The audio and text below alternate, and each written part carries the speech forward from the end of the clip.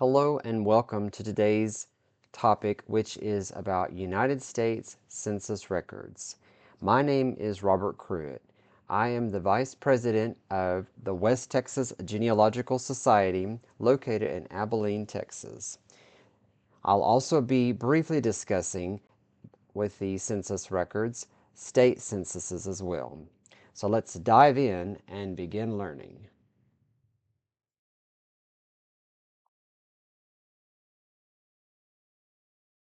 Here are some gold hidden treasures that can be found on census records. You can learn about a person's date of birth, place of birth, the marriage date, the number of children that were born to this family, immigration information, military service, and even property ownership. You can also learn about education of the person or and all in the household and their occupations, employment status, where they lived. On the more recent censuses, you can get the complete address, house number, street address, etc. It does list if a person owned slaves and their physical health, their mental health, as well as were they the first techies in your family. It may not be our generation, but we'll see about that here in a little bit. Here are some clues that can help give us some idea about the date of birth. I'm going ahead and putting all these up here for us. Prior to the 1850 census, the age classes were too broad to estimate a birth year.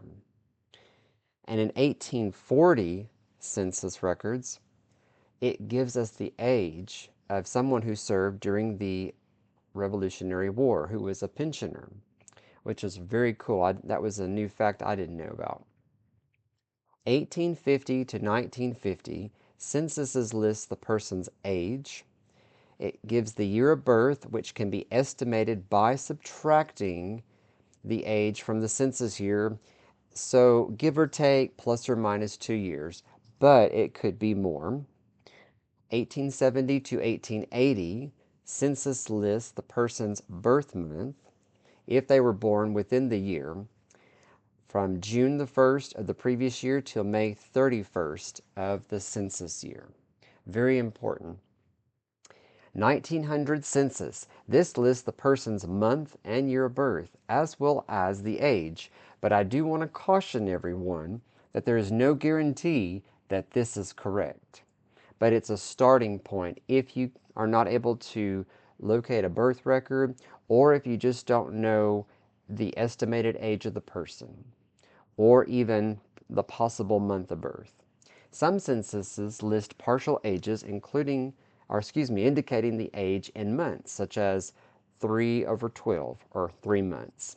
I have seen on one census record in my family that there was a child that was 1 month old and it was over 365. So 365 days in the year, but that's only a one-time thing that I've seen. So if you see that, that's kind of a neat thing for you and your family. All right, the place of birth. I will again put all these up here. Now, again, this was as good as what was provided to the enumerator. Prior to the 1850 census, birthplace is not included. So 1790 to 1840, not there. But beginning in 1850 through the recent 1950 that's been released, you have a place of birth. Usually it's just the country or the state. 1870 census indicates if the parents were of foreign birth by a check mark. It's a good clue to see on the census. From 1880 to 1930, censuses list the state or country of birth for parents. So this is the 1880 was the first census that gave us those clues. So if you knew your ancestor was born in Texas or Massachusetts, for example, Massachusetts, then but you're not certain where their parents were, well, now this could give us those clues that we need, possibly to be able to begin building that bridge back across the pond. The 1940 census lists the state or country of birth of parents for those who had supplemental information listed at the bottom of the page. There were only 2 people per page. The 1950 census lists the state or country of birth of parents for those who had sample questions, and that was 5 per page. So on the 1940 and 1950 censuses, check out the bottom of that page, because if your ancestor was selected, then that could provide more information. Again, just be cautious, and I guess I should say take it with a grain of salt, is what my grandparents used to say sometimes. The next thing we can learn is about a marriage date. 1850 to 1880 censuses indicate if a person was married within the year, usually June 1st of the year before to May 31st of the census year. So, for example, let's say June 1st, 1949, right, before the 1850 census, or May 31st, and so on, per year before the census was taken. So, like 1849 would have been 1859, 1869, 79, so on. 1900 to 1910 censuses list the number of years married for each person. The 1930 census lists the age of first marriage. So if you weren't certain when grandma and grandpa, their ages, I should say, at marriage, well, this kind of gives you another idea or clue. So perhaps you didn't realize that grandma was only 5 years younger than grandpa when you thought maybe, she was about 8 years. 1940 Census Supplemental Data section asks if a woman was married more than once and age at first marriage. Again, that's the bottom of that 1940 census record. The 1950 Census Supplemental question asks if married, widowed, divorced, or separated, and it does mention how many years since this event occurred. So this would be beneficial information if you're building your timeline to know about how many years that they were married, or if a person was widowed or divorced or even separated.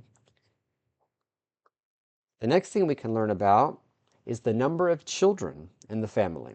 This is pretty interesting. All the censuses list the number of individuals living in the household. From 1790 to 1840, censuses use tally marks to represent each person in the household. These people may or may not be related, but it's very important that you notate them, put their name down, their date of birth, place of birth if it lists, and so on. Set that aside. They could be the clue that you need to be able to find that elusive maiden name of your ancestor. Or this could just have been a friend.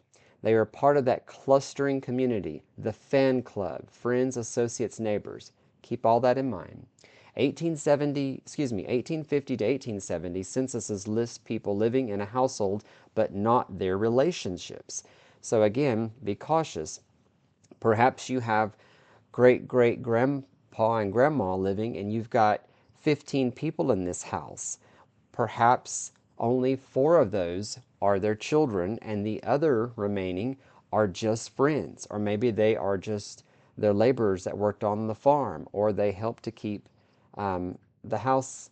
They did housework, is what I'm trying to say, and so on. So, but again, notate all the people. Copy and transcribe everything exactly from that record as it's listed. 1880 to 1950 censuses list the relationships of each person to the head of household.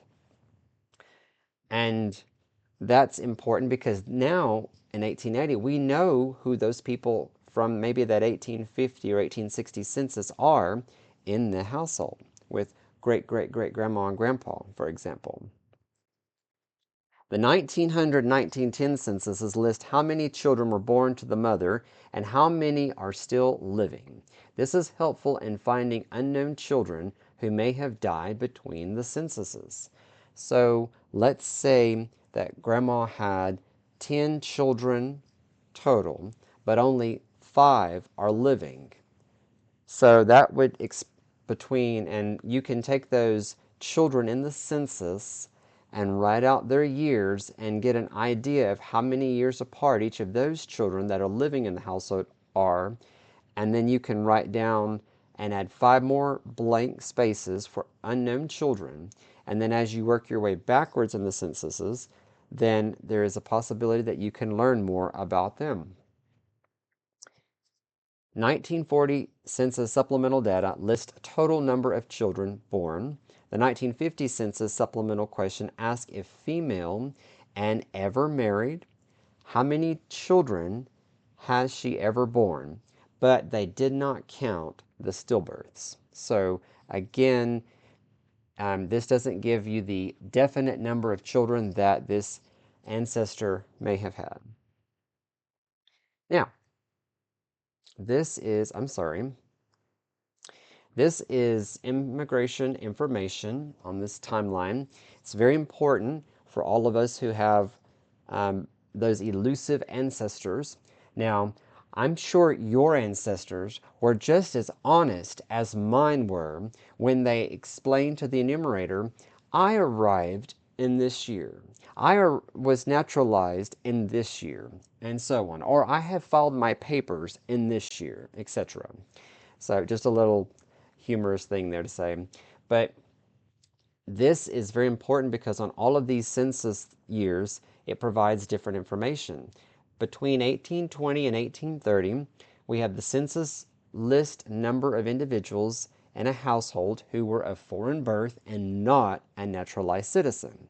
So if your ancestor was in the States, say they arrived in 1817, and they're enumerated in 1820, well, that would give you that clue that they have not yet been naturalized. Or if they have been in the States since 1817 and they're enumerated in 1830 and they're still not naturalized, that continues to give you that clue is, okay, they were not yet naturalized, but, I'll keep looking, don't give up.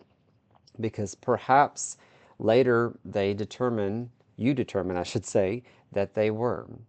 1850 to 1950, the census lists the place of birth for each person. Very helpful.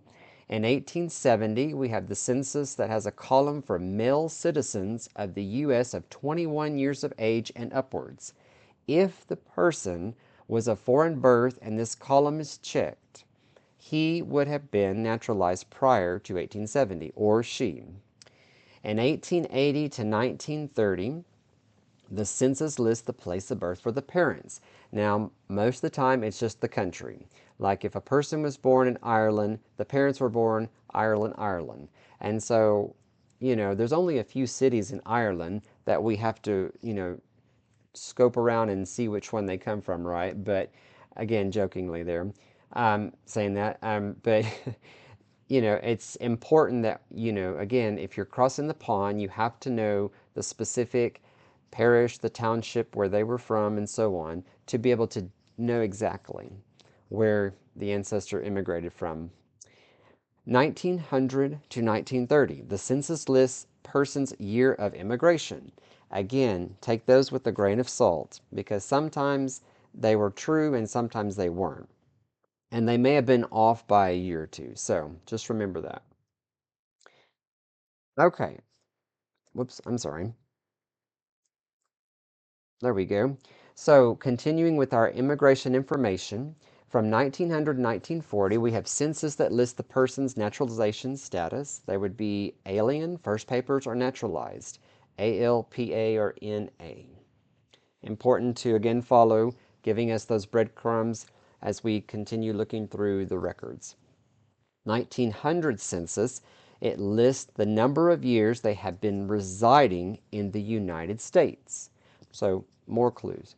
And so on. 1920, it gives the year of immigration and naturalization. 1940, in the supplemental data, it lists the place of birth for the parents. So again, excellent clues there. In 1950, the census asked if foreign born, if the person is naturalized. More clues. So check out those supplemental sections of the 1940 and 1950 census.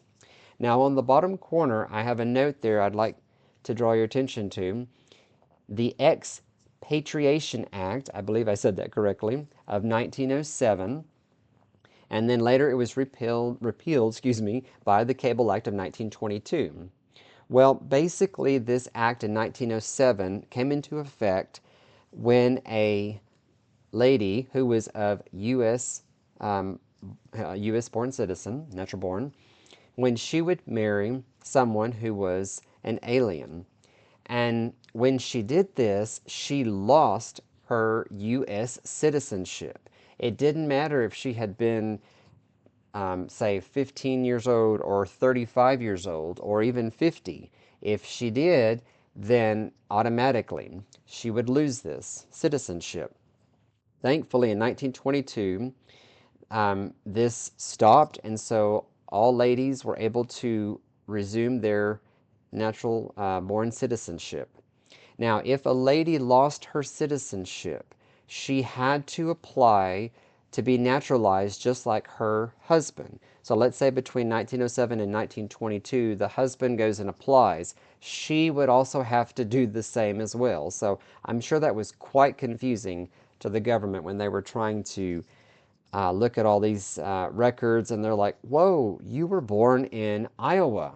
Oh, you were born in Massachusetts. You were born in Florida. Well, oh, yes. So anyway, but that is something that I learned as well with this when researching the censuses, that about these two acts. So very important. And I have a case study here I'd like to share with you all.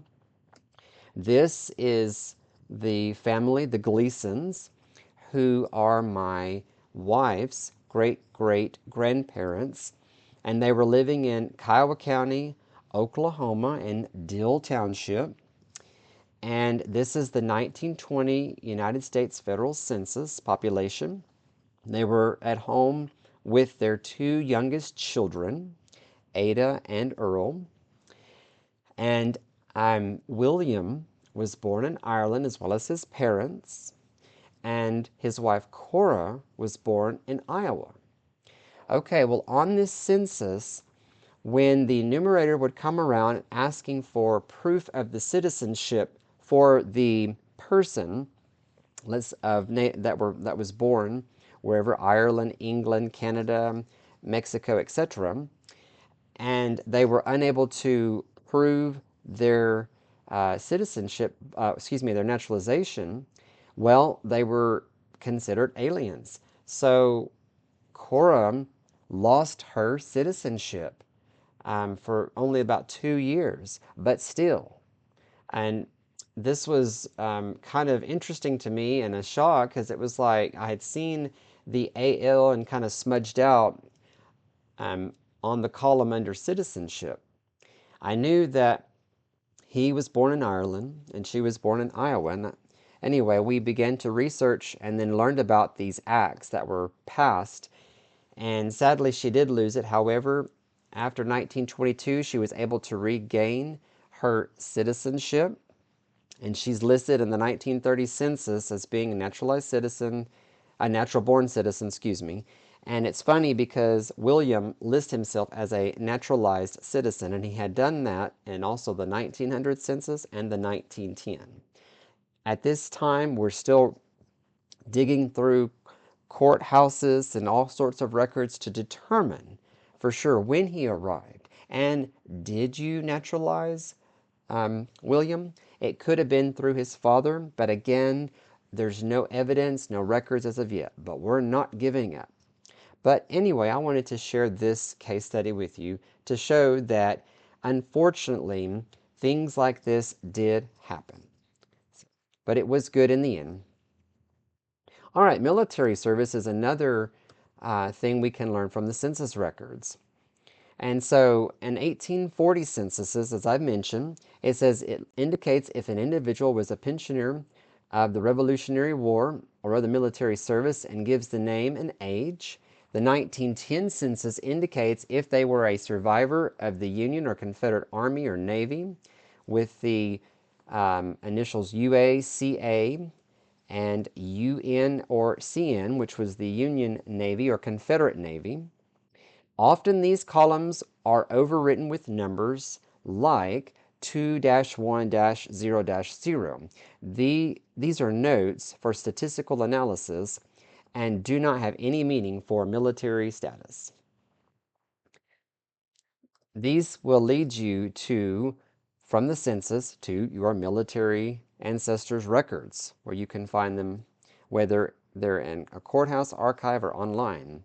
Continuing here, the 1930 census records if a person was a member of the military, mobilized for war or an expedition, and what they fought in. So, Civil War, Spanish-American War, Philippine Insurrection, Boxer Rebellion, Mexican Expedition, and at the time, just World War I or the Great War, because World War II did not begin till after the 1930 census was enumerated. The 1940 census supplemental data documents veteran status, and again, we've got these possible wars that the veteran could have served in: World War I, Spanish, American War, Philippine Insurrection, and so on.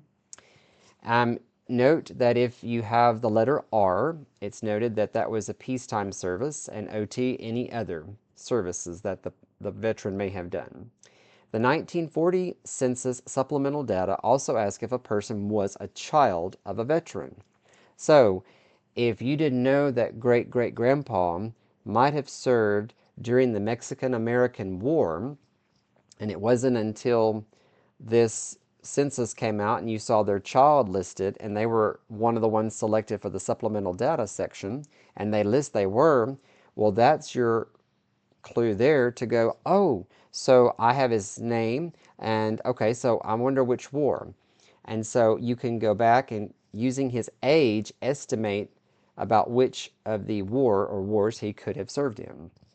And we did have ladies who served during in military time years back as well as currently. So thank you all for anyone who is military who has served past or current. The last thing is the 1950 census. It asks if males had ever served in the armed forces. So again, World War I, World War II, etc. The next thing we can learn about is property ownership. I'm going to go ahead and post all of these up here on the screen for us. The 1790 census may show if the family lived in a house or a store. Interesting. 1850 to 1870 censuses list value of real property, the land owned by each person. That will lead you to what type of records? Ding, ding, ding. Deeds. Excellent. 1860 to 1870 censuses note value of personal property owned by each person. The 1900 to 1940 censuses indicate if the person either owned their property or they rented. Good to know. Again, if they owned the property, look in those deeds, y'all. You'll find some wonderful clues and more information on your family. Continuing with the property ownership here, the 1900 to 1930 censuses reveal if the property had a mortgage or it was free of mortgage owned.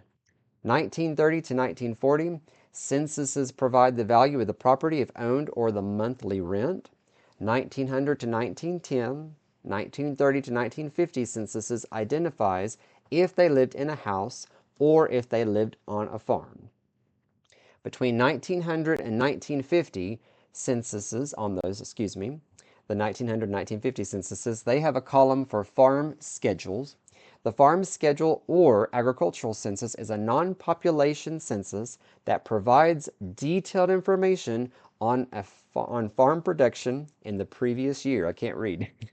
So more to learn about, to get inside the person's life, to learn about them from early days up until their end of life. I mean, just wonderful little clues and snippets that you could use to create a story about them if you chose to do so. The next topic we look at is education. 1840 census lists the number of individuals who were scholars and the number of individuals in family over 20 years who could not read or write. 1850 to 1940 censuses show whether the person attended school within the year. And 1940 census gives us the highest grade that that person completed. Perhaps they only made it through first or third, but maybe they're in their first year of college, or perhaps they're in their fourth year of high school, getting ready to graduate and move on, and maybe go to college, or maybe just get out of school and get married and start a family. Continuing with the education here, 1850 to 1930, censuses note if the person can read or write. It's very important to be able to, again, get an insight of our ancestor. 1850, 1860 censuses report if an individual cannot read or write over the age of 20. 1950, in the supplemental question, it asked for the 5 people, if they if the questions included the highest grade attended, did they finish the grade, and did they attend the school since February the 1st? Good to know. Occupations. All right. 1790 may list occupation of head of household. So check those out. 1810 census show blank lines where enumerators might indicate if family members worked in specific industries important to the location. 1820 census could list number of individuals in a family who were involved in agriculture, commerce, or manufacturing. 1840 census may indicate the number of individuals in a family who were involved in mining, agriculture, commerce, manufacturing, navigation of the ocean. That's kind of interesting. Or even navigation of inland waters. So you just never know. Check those 1840 censuses out, y'all. 1850 to 1940 census provides the occupation of individuals who were over the age of 15. 1950 census show the occupation of individuals over the age of 14. And agricultural census schedules exist from 1850 to 1880, as well as manufacturing censuses, and those were available from 1820 and then 1850 to 1880. Very, very beneficial to look at because these give you more insight again to your ancestors' lives. How many animals did they have? How much was the property value? How much was the value for their equipment? How many eggs or did they sell the year before the census? Maybe their types of grains and so on. So very exciting information. Employment status. 1850 to 1860 indicates, the censuses indicate if a person is a pauper or a convict.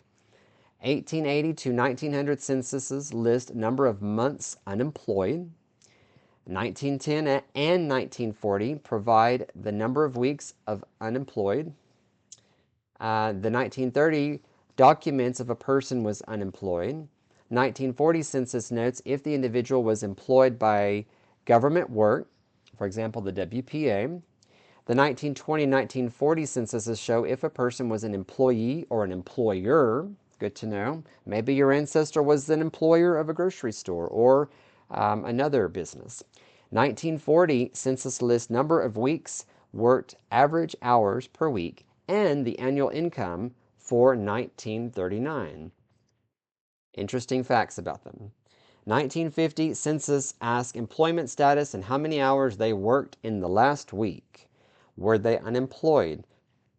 Had they worked 10 hours last week or 60 hours? Be interesting to see. We also learn about an address, as I mentioned briefly earlier. 1880 to 1950 censuses might list street name and house number. Use this to search Google Maps, property appraisers databases, real estate databases, and etc. to get more information on the homes and the properties. 1880 to 1950 censuses include enumeration districts, which can be found on enumeration maps. Very cool. Slaves. They were listed in 1790 to 1840 censuses by the number, the sex, and the range of ages.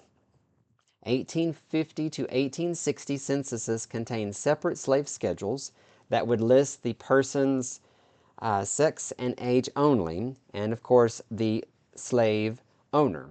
So if by chance you come across a will and it lists slaves in the record, then those could have been enumerated on one of these censuses. Now, the next part is about physical and mental disabilities or their health. 1830 to 1870 and the 1910 censuses enumerate deaf, dumb, and blind individuals. 1840 to 1870 censuses show the number of individuals who were insane or idiots. And the next cool thing that I like to talk about is, were they techies? We may think we're the first generation, maybe the second. Well, hold on, y'all. In 1930, the census asked if the family owned a radio.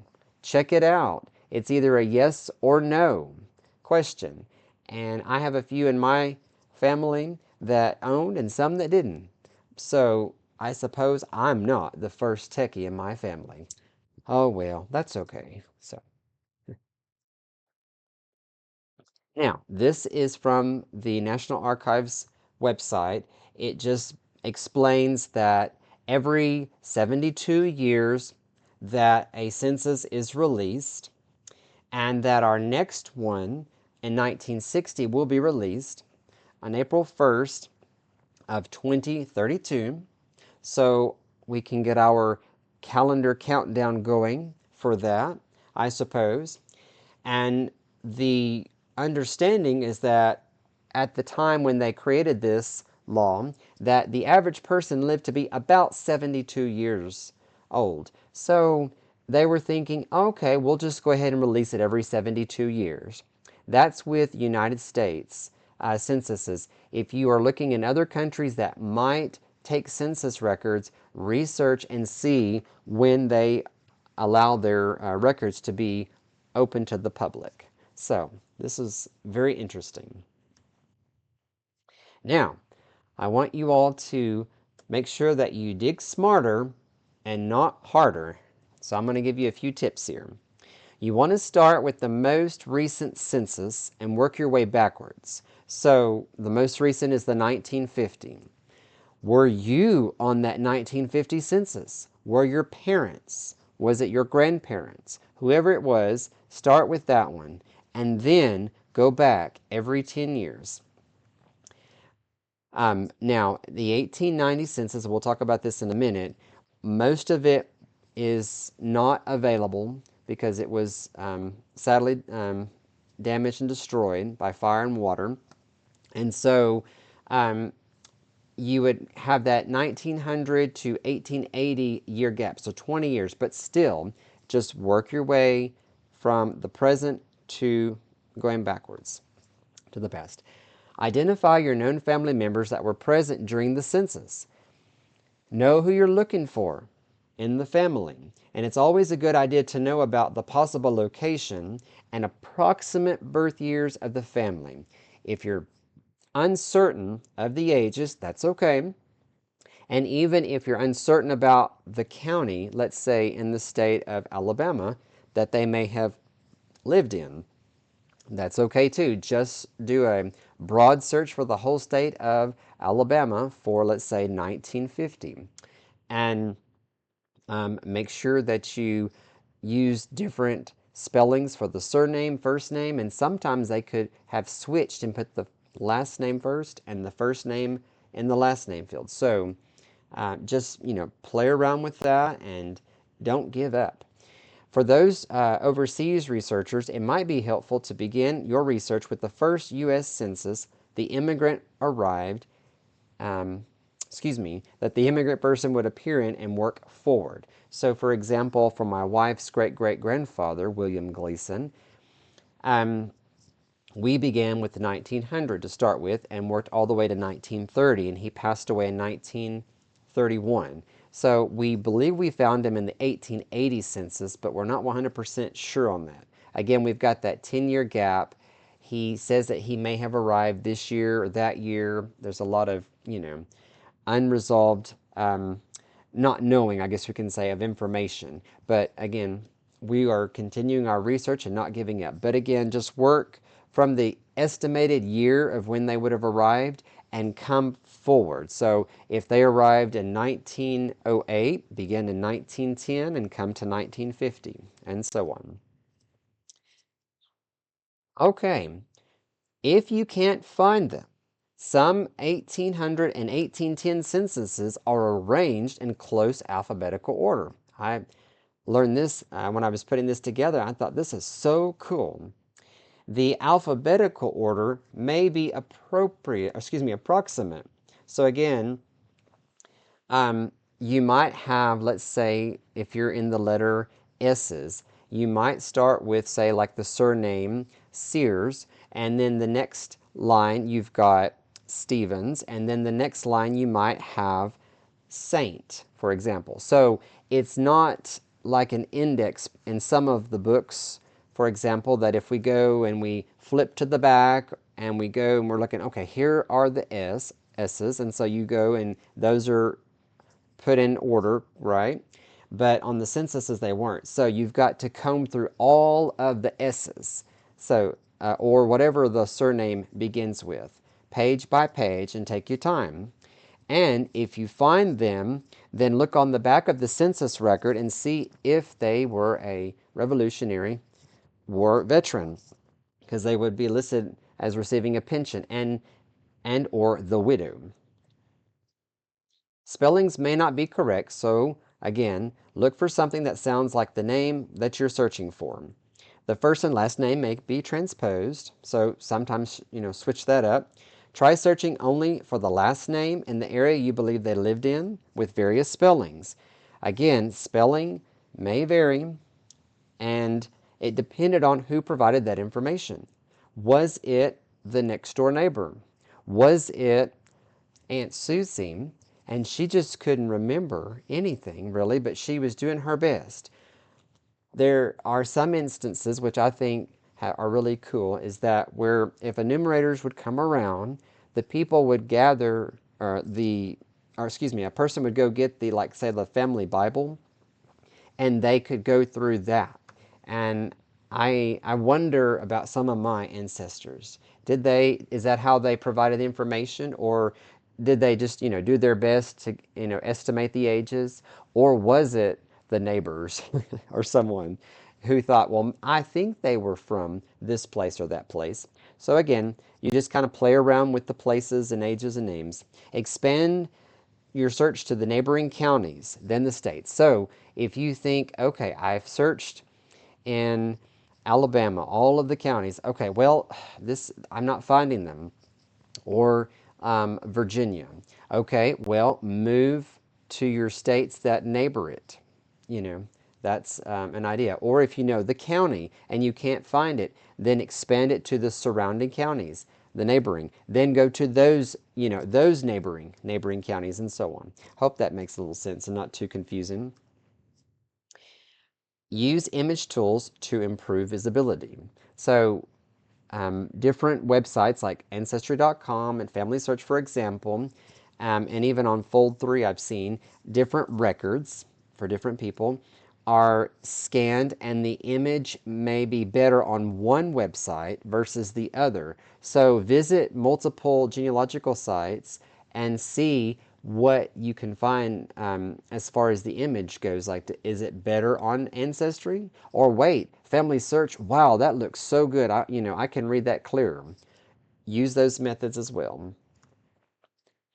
Now, we unfortunately have some gaps in our census records, y'all. Please note that on the 1790 census, states Delaware, Georgia, New Jersey, and Virginia those censuses were lost. So if you go to look for your ancestor in Virginia in 1790, you won't be able to find them. However, with all of these states within each of these years that were lost and counties, there are substitutes to use, and we'll talk about that in just a minute. All of this information is listed on your syllabus that you have there. So this is what I went through. Let me move over to the next slide here. This is just continuing on for other years, 1830 and 1890. Now, in 1890, it said that an estimated 6,000 records survive, including incomplete sets of schedules for these locations. So, take a look at that list there and see maybe if your ancestor lived in Georgia in 1890. Check out the 1890 censuses that survived on genealogical websites. On the right of the screen, we have a chart. This is also on your syllabus. This gives us the year of the census, and then we have the enumeration date. And this is all located on Family Search. It's important to put on your timeline the date of enumeration as well as the date that the enumerator writes on the page. Now, they weren't always good at putting the dates on the pages. I have come across some of my ancestors that they forgot to put the date at the top. I don't know why. Maybe they were ready to get home and have their supper. I don't know. But you just put this on your timeline, the enumeration date, and then again the date that they are listed on the census. So, interesting facts here. Okay, the substitute records. I'm going to post three book covers here. These are all cited correctly on the left of your screen. I utilize these with my research. For example, the census book on the top right corner is an excellent resource to have. It provides the website, for example, on Family Search or Ancestry.com, where the substitute schedules are located. And I wasn't aware of this, and so I decided, you know what, I'm going to take a peek at that substitute census for the state of Virginia. And Family Search is put a lot of their books from their library online for you to be able to read. Not everything is available. There are some copyright issues with some, but some, if not most of the ones I looked at as far as substitutes records go, are available for viewing. So don't get downhearted when you cannot find your ancestor in the census. Perhaps it was lost, but look at all of the different substitutes. There's tax records, there's deeds, there some places they actually did another type of a census, but it wasn't as detailed. Look at state census records. Those are a big thing as well. Anyway, I have these books in my library collection, and I recommend them. If you're able to check them out at your local library or archive, or if you're interested in adding them to your library collection, I think that'd be a great thing. So anyway, highly recommend them. Okay, there is a handout that you should have about state censuses. It's front and back, and it provides you with information about state census, the census itself, if they had colonial censuses and or territorial censuses.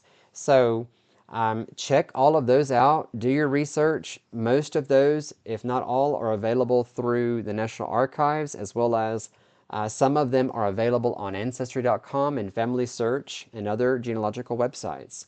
So again, utilize the state censuses and all sort of as your, okay, this census was lost, I can't find them. Oh wait, let's say for example, Kansas took a state census, and this year. Well, it was either the year after that census or the year before. Well, there you go. You can put that on your timeline and note that this is where my ancestor was for sure, and probably they were still here because in the next U.S. federal census, they're still in that same county. or possibly, so for example. So anyway, check that out. Okay, here are some fun facts for you. The first one is that the first U.S. Census was 1790. The U.S. population was 3.9 million people. Of those, 3.2 were free and zero point 0.7 were slave. 1860 was the first census where Native Americans were officially counted. And under that, U.S. population at the time was 31.4 million. Native American population was recorded at 40,000. Wow. 1950 census, the most recent release for the public. The population, y'all, 150.7 million. So look at that increase from 1790 to just 1950. That's amazing. Anyway, these are just a few fun facts for you to have there. All right, where do we go digging for these census gold records? Well, you can look at state archives, historical societies, museums. I recommend Family Search. I use that quite often. National Archives. I'm just going to go ahead and put these up here.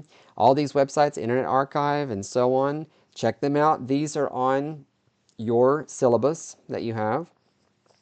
And here are some no-cost records on Ancestry.com, y'all. I'm just going to go ahead and put them up here. These are also listed on your syllabus. Check these out on Ancestry.com. And when I say they're no cost, I mean all you need is a free account and you can go online and access them and view them and print them. And if you have a tree on Ancestry.com, you can attach these records to them. And there's no charge. There's actually a page, and it should be listed in your handout, for all free records on Ancestry.com that you can visit. And it's not just for census, it's for multitudes. There's vitals, there's immigration, naturalization. Check all these out. I'm going to just keep moving forward here. This is some more from Ancestry.com. Now, I want to advise you all that Ancestry.com continuously updates their records. So maybe next week or in 2 weeks, go back and check the list of the free records that they offer. You just never know what might come up. And of course, Family Search is free completely. All you need is a login and you can access all their records for free. Now, some of them you must visit either an affiliate library or the actual Family Search Center. And I utilize my local Family Search Center often when I'm looking for records, and I'll write down what the record is if I can't view it at home, and I'll go and visit and download and print it. And it's great. So utilize all genealogical resources that are out there. They're just beneficial. Anyway, that was just a list of some from Ancestry.com. All right, these are also on your syllabus. These are just some extra resources for you to browse on your own time. Check them out and learn from them. You've got, for example, like the blank forms on like archives.gov. So you've also got other years that you can look. So if you want to find a blank census record, you can print it off and then you can actually write it in yourself. I've transcribed some of mine to help me learn, and it's awesomely cool that when you can start with, like, say, the 1850 census and work your way backwards, because we know that from 1790 to 1840 it was just those little tick marks, right? Well, if you've got at least the 1850 census, then you can estimate how many people should be in that 1840 census listing, and by the people that are living, by their ages. So utilize it that way, and then you try to keep going backwards if you can to about 1790. So anyway, blank forms are a great resource. I love using them. Okay. Refining your gold. Here are some more tips for you. Correlate information with other sources. If a census record suggests a death, find that death certificate. Look for the obituary or even a probate record. If it suggests land ownership, look for those tax records, y'all, and deed records. Investigate anyone living in your family that are listed, enumerated, in that year of the census. They might be related, they might not. You never know. Verify each child to both parents separately. The census relationship is only to the head of household. Watch assumptions about family makeup. There are outside families and children and many out of wedlock births. Persons marked as widows may have been divorced. Social stigma necessitated, I can't even speak, necessitated this in many cases. So, for example, I have come across several, maybe some of you have as well, where a lady or a man are listed as widowed. Well, because it was a bad thing to be divorced, then they would put widowed. This was the case in another ancestor of my wife's. This was her great-grandmother. Her great-grandparents married, and they had one child, my wife's grandmother. And very sadly, after the child was born, the husband and wife separated, and then later he filed for divorce. But in the before the divorce was finalized, on the 1930 census, I believe it lists her as being widowed. So we thought, oh dear, he died, and her grandmother was a really young child, and we thought, oh, that's so sad. But come to find out, they were separated and divorced and so on. So anyway, no offense to anyone who might be listening, but if I had said something to hurt your feelings, but it's just, just watch for the D's for divorce or W for widowed in that. Moving on here, persons marked as lodgers and boarders may be biological family members, and pay attention to outliers living with other families.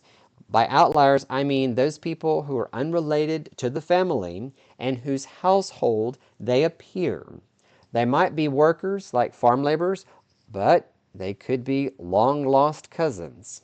You never know. And again, it could be that these men or women with the surnames that are different might be the maiden name of your ancestor who you have no idea or have no idea, no, I can't speak. You don't have a clue as to what her name was. So, good to know. Put everyone down, don't overlook them, and so on. Finally, one of my favorite people in the 1880 census is a 15-year-old young girl. Her name is Catherine Cudney. Her occupation, does as she pleases. So there you go.